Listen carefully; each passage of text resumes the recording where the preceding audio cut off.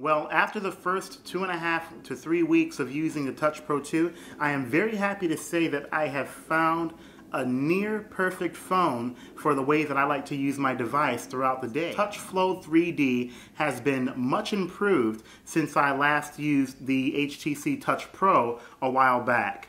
The screen is huge. With the 3.6-inch WVGA screen is amazing for being able to access different settings with my fingertip and with my stylus. It proves to be very efficient for me whenever I happen to be on the go throughout the day. And to be able to have a stylus along with using my fingertip also proves to be very handy in situations where it tends to be very hard to pinpoint a location with my fingertip. Now, the Touch Pro 2 has become a much useful device for me in so many ways, and it has actually become a bit more useful than my Nokia E71 that I used to have, being that it comes with a bigger display that's touchscreen, and it also is paired with 2 dual speakers on the back that provide very good quality sound, and along with the fact that it comes with a very robust layout for a QWERTY keypad that has very good tactile feedback as well as just the right amount of width that doesn't make it uncomfortable for prolonged typing.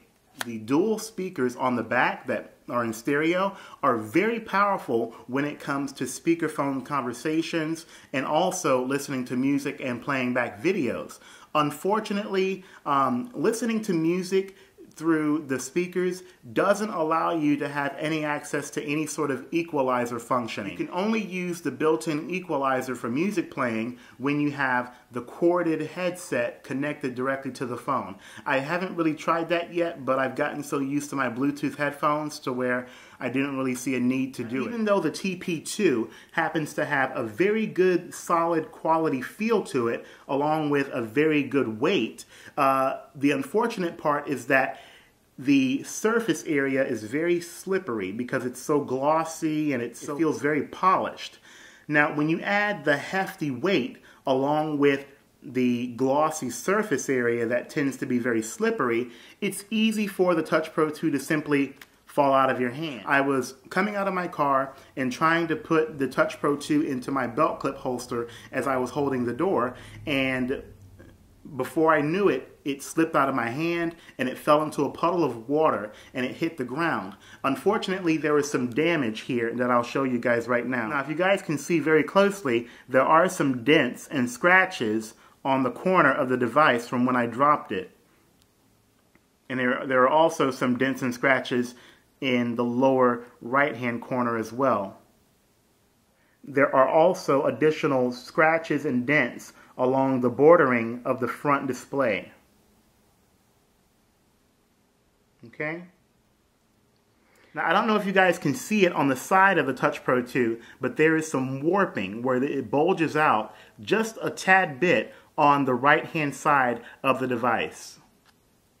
Other than that, there really hasn't been any effect on the device's performance. It still works normally, and I haven't noticed anything different in regards to how it works for me throughout the day. Yes, I was completely careless in not being sure that I had a great hold on my phone as it was in my hand. But at the same time, there is an additional risk of dropping it when the phone happens to be very solid and very heavy, along with having a glossy and polished outside texture.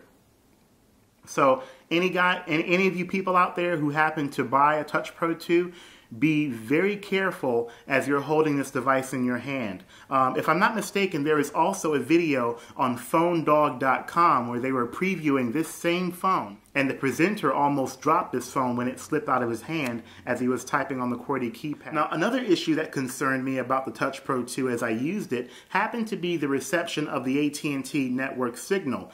Being that this does not support 3G, it only runs off of the Edge network in quad band. Now, for some reason within my own home, I have a couple of dead zones that has caused many of my phone calls to drop on the Touch Pro 2. As a matter of fact, every call that I've received on the Touch Pro 2 in my own house has been dropped, and it's gotten to the point to where I have to use my landline phone to maintain all of my phone conversations inside my own house. Yes, it's sad. I know I shouldn't have to deal with that, but whenever I get outside of my own house, the Edge network for AT&T works just as great as if I had 3G on my previous phone. The Touch Pro 2 for me has been most useful in regards to being a productive business smartphone.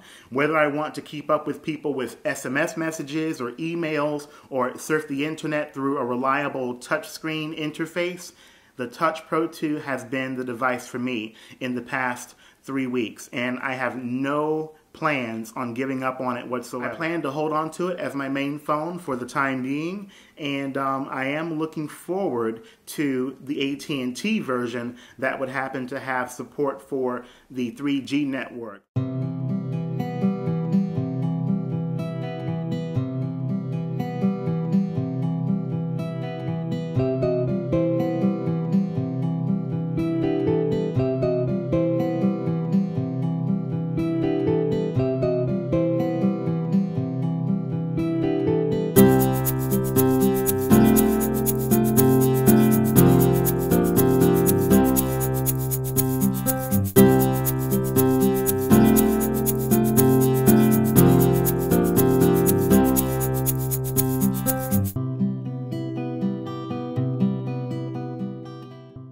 That finally brings an end to my review of the HTC Touch Pro 2. I will be sure to try my best to answer any questions that you guys may happen to have on whatever device you are looking at.